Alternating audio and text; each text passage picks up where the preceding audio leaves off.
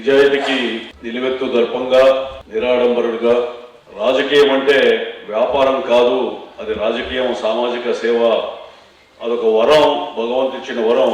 సేవ ద్వారా ప్రజలు రుణం తీర్చుకోవాలనేటువంటిది కళ్ళకు కట్టినట్లుగా నాటక రూపంలో చెప్పడం. అందులో ఆఖరి దీంట్లో అయితే మా అందరి కళ్ళలో నీళ్ళు వచ్చాయి. అంటే ఒక రాజకీయ నాయకుడు నిజాయితీగా ఉంటే మండలి వెంకట కృష్ణారావు గారు ఆయన కుటుంబం ఎంత, పిల్లలు కానీ కుటుంబం సతీమణి కానీ బంధువులు కానీ ఎంత ఆవేదనకు గురైంటారంటే రకరకాలుగా కుటుంబానికి సమయాన్ని కేటాయించలేకుండా ఆర్థికంగానే మరో రకంగానే అయినప్పటికీ కూడా నిలదొక్కుని నిజాయితీగా ఉండడానికి ప్రయత్నం చివరి వరకు చేసినటువంటి ఆ మహోన్నతుడు నిజంగా చిరస్మరణీయుడు, చిరంజీవి.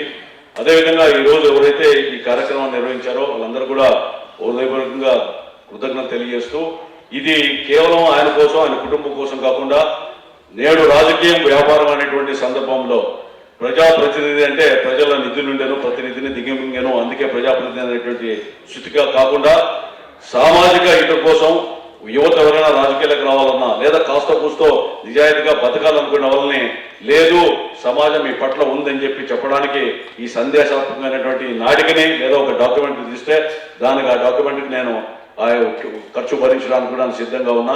అది మొత్తం స్కూళ్ళల్లోనో లేదా ఒక పాఠ్యాంశాలుగానో రకరకాలుగా ఆ ప్రభుత్వంలో కానీ ఈ ప్రభుత్వంలో కానీ లేదా ఇతరులకు కానీ ఉపయోగపడే రీతిలో దీన్ని మరింతగా తీర్చిదిద్ది ఈ యథార్థ గాథను ప్రజలకు అంకితం చేయడానికి మీరు తిరిగి పునరంకితం అందరూ కావాలని కోరుకుంటూ సెలవు తీసుకుంటారు.